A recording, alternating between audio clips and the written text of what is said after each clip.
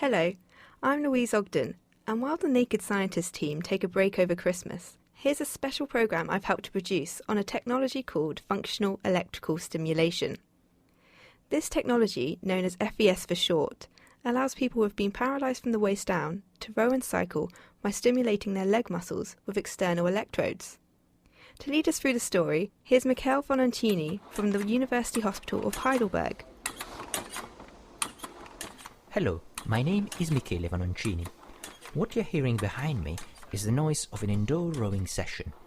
You can hear the seat of the rowing machine moving backwards and forwards, and the flywheel spinning to simulate the resistance that you would get from the water on the oar blade if you were to row on a real boat. But there's something you can't tell from an audio recording. In this case, the rower is a paraplegic person, paralysed from the waist down.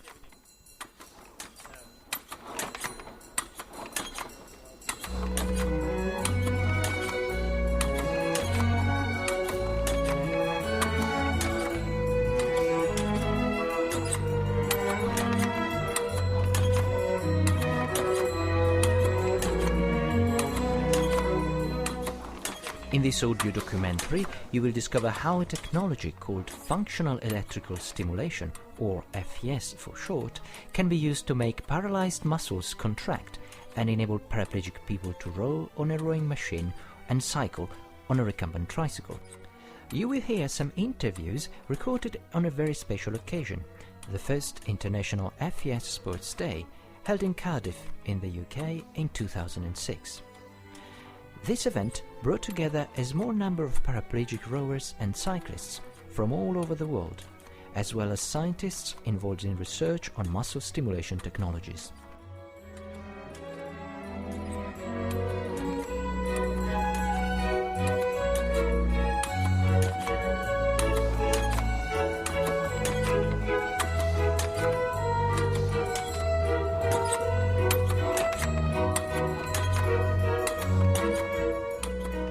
An injury to the spinal cord can leave your body split in two.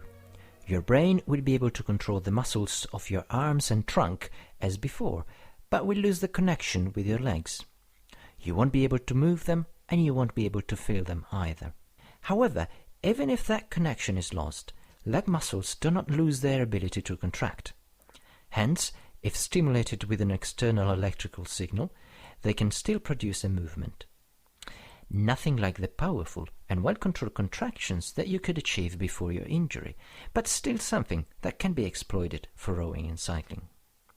I talked to some of the paraplegic people who use functional electrical stimulation on a daily basis to understand how all this works in practice. Robin Gibbons from London explains how FES rowing works. Essentially, we've got a standard Concept 2 rowing machine which is adapted to take a disabled person that obviously has little or no trunk support. So we've got a high back seat with full shoulder harness to hold the individual in the seat, and then various other adaptations to keep the legs in the correct geometric position for the leg extension and the leg flexion phase. And then coupled to that, we've got a standard 4-channel stimulator from Salisbury. There's a company down there that make these stimulators. And what we do is we, using surface contact electrodes, stimulate the quadricep and hamstring muscle groups. The function of that is then really just down to the individual's thumb with a thumb push switch on the T-bar handle. So when they press the switch, the quadricep muscles contract and extend the legs. When they release the switch, the hamstring muscles contract and flex the leg forward. So in combination with the pushing of the button and the pulling of the arms, you get the rowing action. The same concepts are applied in FES cycling, although in this case the control part is a bit more sophisticated. In fact, if both your feet are pushing on the pedals at the same time, you won't be able to turn the cranks. Therefore, the contraction of several muscles on the two legs must be carefully synchronized. Angela Chin, an FES cyclist from Carnoustie in Scotland, gives us some more details. Tell me how it works. You're sitting on this track, which is a normal track, isn't it? Or does it have any special arrangement? Oh, it's got lots of electrical gadgets in it, which are all very technical. which... Okay, but you have electrodes on your legs? I do, see. yes, which are attached to a box on the side of the bike here. And this box has a sensor at the pedals, which senses in which position my legs are. And it then lets the muscle groups know which ones to contract and which ones to relax to actually perform the cycling movement. But why would you want to stimulate your paralysed legs to row or cycle? Well, firstly, just because it's great fun. But there are some other good reasons to do it. Professor Nick Donaldson from University College London is one of the leading scientists working on FES cycling in the UK. I asked him how FES cycling started and what its benefits are. In about 1998, I suppose, we started it with a woman who we put an implant in, who was a very strong cyclist, and then realised that actually we could do cycling with surface electrodes quite easily, and we thought it would be much better thing to do with FES than FES walking, which is what we'd been attempting earlier. Sorry, what's the difference between implanted and surface electrodes? An implant, it's a bit like a pacemaker. You have a device implanted into you which stimulates the muscles, and that's technically quite a challenging thing to do. Because that involves surgery. Because it involves surgery, complicated surgery. It has a huge advantage that you don't have to put the electrodes on the surface as you do with surface stimulation every time you want to exercise. So these people here who are cycling now, they probably have to spend at least half an hour putting electrodes on before they can cycle.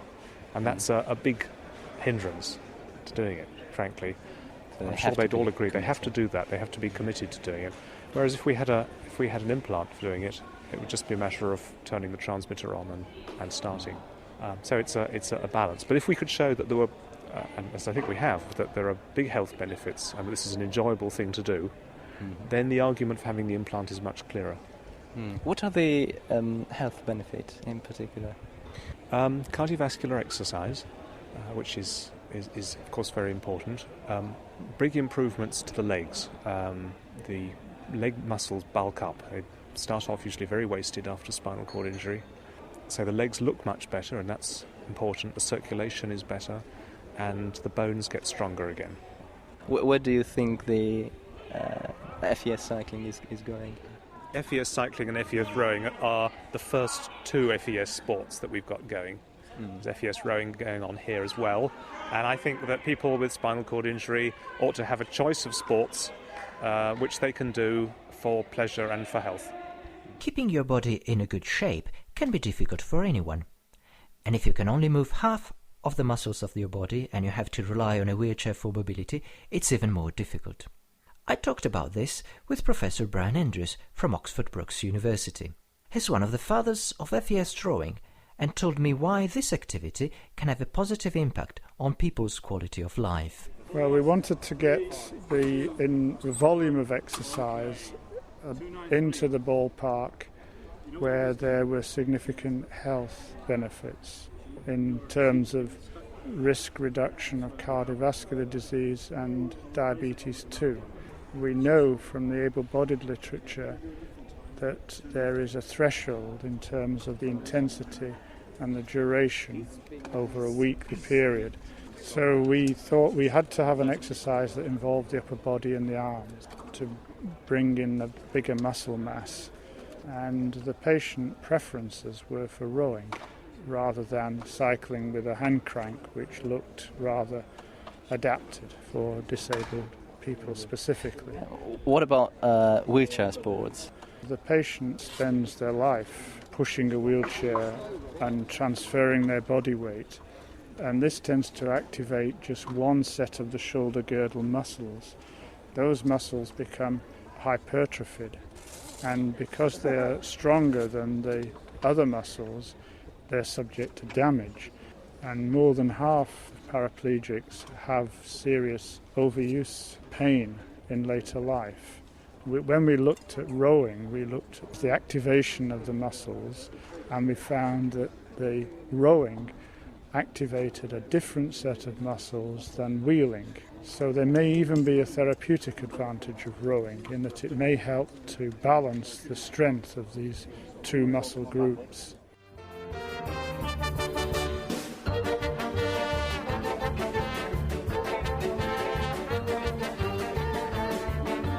I wanted to know more about the people who row and cycle using functional electrical stimulation. I was curious to know how they started, why, and what are the positive or negative implications on their daily life. Therefore, I took my microphone in the crowd of the first FES Sports Day and asked some random questions. Angela Chin, FES cyclist. I train at home every day for an hour a day. Well, I do 5 days a week, so I get the weekend off. Okay. And it's on a trainer at home, so it's just like a normal exercise bike. Okay. I can take it outside if I wanted to, but it's easier just doing train at home. You can sit and watch television if you wanted. But, Now, how long can you cycle for continuously?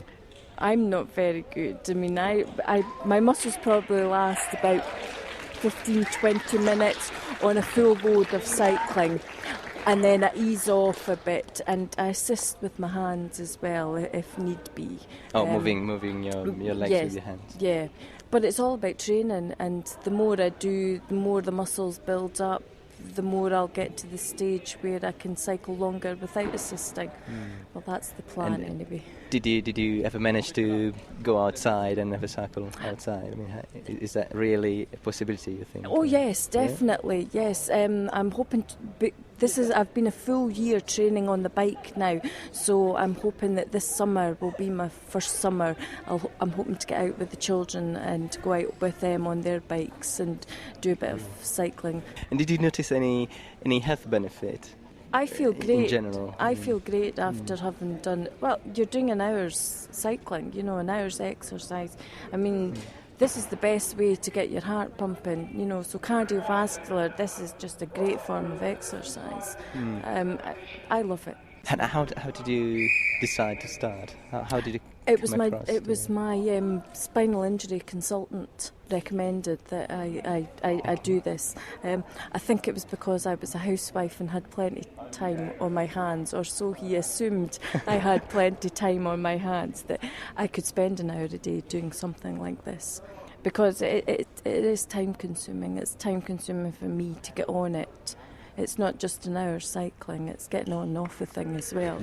So that it is time consuming, but it's been great, as I said, and I love it. So for me, it's well worth it. It's well worth doing. Robin Gibbons, FES rower.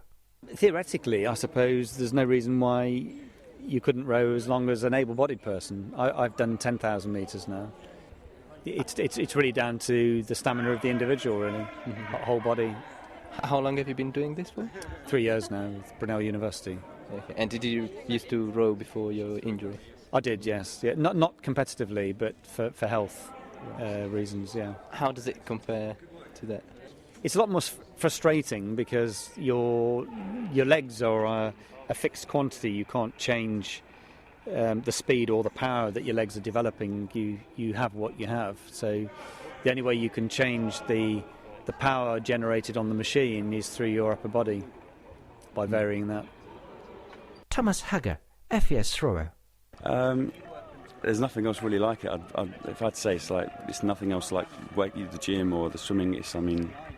The thing is, the first time I managed to do 2K, I was completely exhausted just because your body's not used to having that demand on sort of the whole body. So it is fantastic. I mean, there's nothing else like it, really. I mean, I haven't tried the cycling, but for rowing it is fantastic. Did you used to row before? Only sort of in the gym, nothing sort of serious, but... Okay, so do you think you'd be going on rowing? Yeah, hopefully hopefully I'll be able to sort of looking to compete in the Indoor Rowing Championships that they do in November this year, so that's what I'm aiming towards now. Professor Brian Andrews from Oxford Brookes University. We've already taken it competitively to the highest levels with the British Indoor Rowing Championships and the World Indoor Rowing Championships. But neither of those are games in the Paralympics. the Paralympics only involves on water activities. So that's where we're moving it for competitive sport.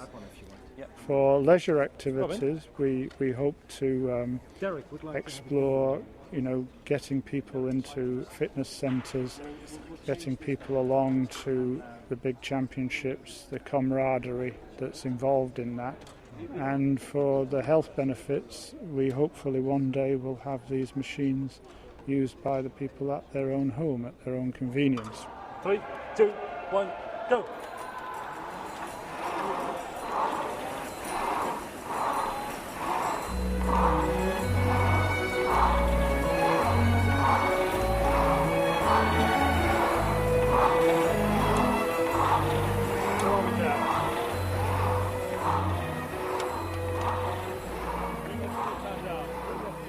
That was an interesting mixture of different expectations, motivations and approaches to FES rowing and cycling. Some people are more interested in the health benefits, while others are attracted by the challenges and thrills of real competition. And finally, there's a community of scientists who are interested in improving the technology which supports these two sports activities.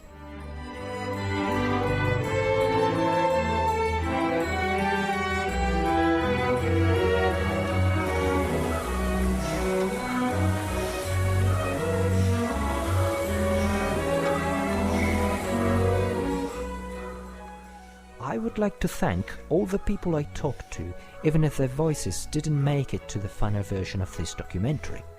I would also like to thank Reading University for their support. The music you heard was played by Le Gaucheur and is published under Creative Commons Attribution Non-Commercial Share-alike 3.0 Unported license. This audio document is to be distributed under the same license. You will find more information on the music on the website www.leemudderford.ch. Thank you for listening. Michele Vanoncini, who produced this documentary while he was a PhD student at Reading University in the UK. And incidentally, since this programme was recorded, one of the interviewees, Tom Agar, won a gold medal in adaptive rowing at the 2008 Beijing Paralympics. My name's Louise Ogden. Thanks for listening and goodbye.